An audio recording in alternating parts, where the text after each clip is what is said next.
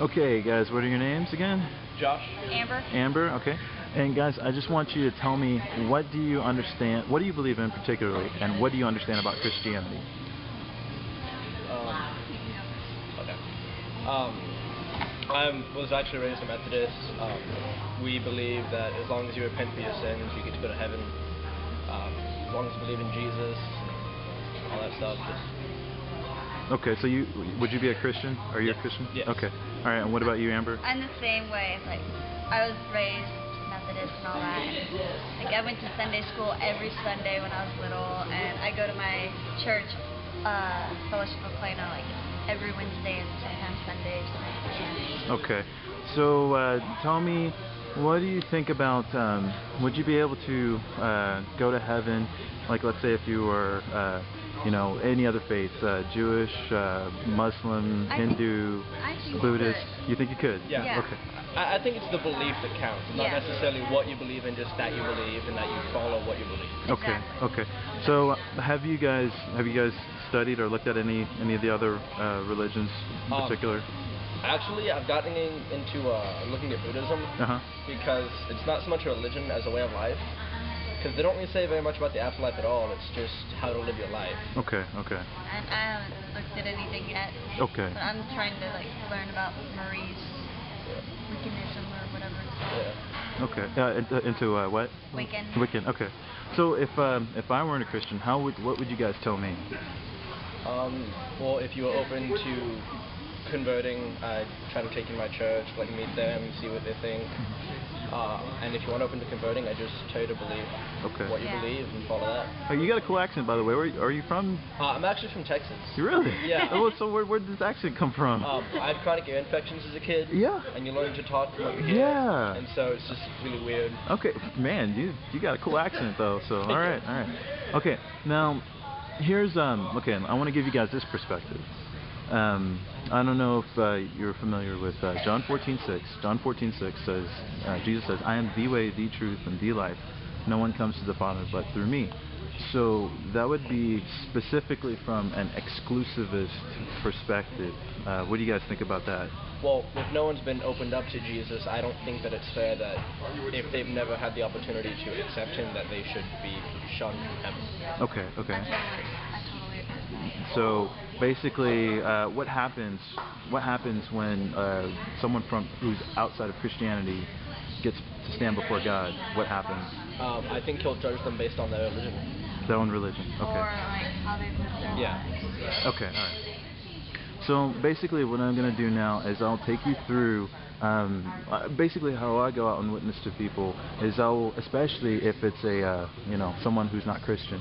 What I'll do is I'll lay out the 10 Commandments and I'll show what the Bible talks about, that the whole world is guilty before God, or Jeremiah 17:9, I believe, says man's heart is deceitfully wicked above all else. Who can know it?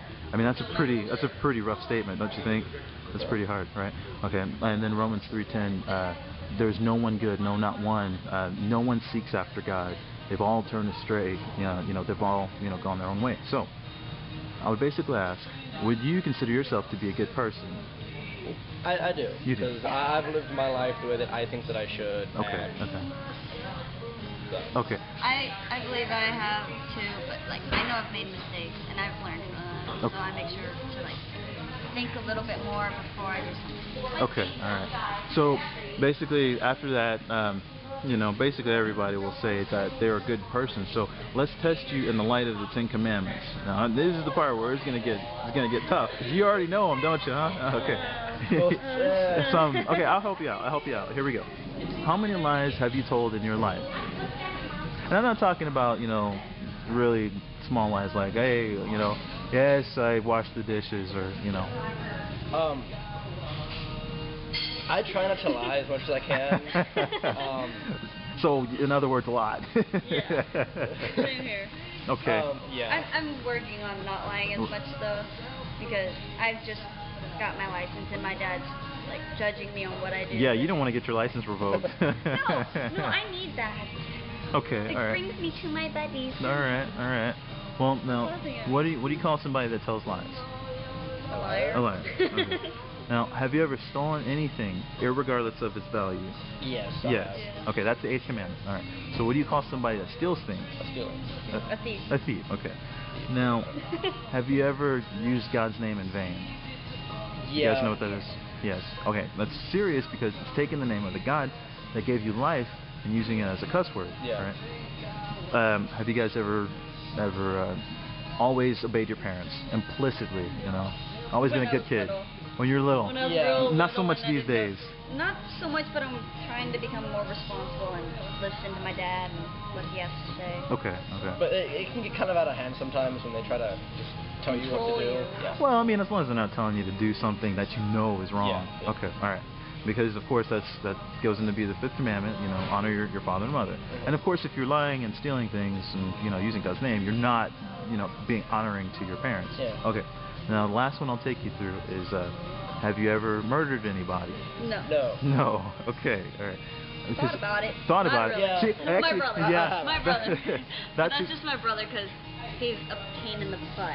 That's just That's exactly where I was going to get to, because Jesus said that if you even hate someone, you're guilty of murder in your heart. So it's a lot more of our heart condition, not necessarily about externals, although externals are bad as well. The whole reason I know it's tough, but the whole reason why I go through the Ten Commandments, or at least some of them, is because the Ten Commandments it's a mirror, right? Have you guys heard that? It's a mirror and it's a guide. And so schoolmasters to show us that we're not good people. So by what you guys just admitted to me, you've admitted to being liars, thieves, blasphemers, murderers at heart, and disobedient to parents. Excluding the situation with your mom, totally excluded.